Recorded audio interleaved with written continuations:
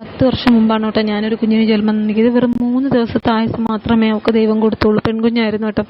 രാത്രി ഒരു 7:52 ഒക്കെ ആയപ്പോഴത്തേക്കാണ് പ്രസവിച്ചത്. അന്ന് രാത്രി ഫുൾ എൻ്റെ അടുത്ത് എൻ്റെ കുഞ്ഞുണ്ടായിരുന്നു കേട്ടോ. പാലൊക്കെ കുടിച്ച് എൻ്റെ അടുത്താണ് ഉറങ്ങിയത്. രാവിലെ കുട്ടികളുടെ ഡോക്ടർ വന്നു. കുട്ടികളുടെ ഡോക്ടറുടെ അടുത്ത് കൊണ്ട് കാണിച്ചപ്പോൾ കുഞ്ഞിൻ്റെ കയ്യിലും കൈവെള്ളയിലും കാൽവെള്ളയിലൊക്കെ ചെറിയൊരു നീല കളർ വ്യത്യാസം ഉണ്ടായിരുന്നു കേട്ടോ. അപ്പോൾ കുഞ്ഞിനെ പെട്ടെന്ന് ICUവിൽ കൊണ്ടുവരാൻ പറഞ്ഞു. ICUവിൽ കൊണ്ടുവന്ന് കുറച്ച് കഴിഞ്ഞപ്പോൾ പറഞ്ഞു ഹാർട്ടിന് കംപ്ലൈൻ്റ് ആണ്, കുഴപ്പമൊന്നുമില്ല, ICUവിൽ വെച്ചേക്കുവാണെന്ന് പറഞ്ഞു.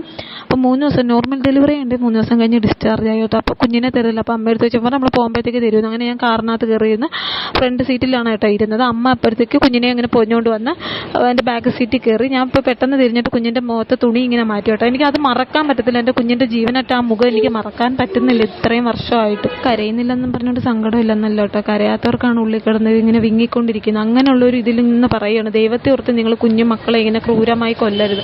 അവരെ വല്ല അമ്മത്തൊട്ടിലോ അനാഥാലയത്തിലോ മക്കളില്ലാത്തവർക്കൊക്കെ ദൈവം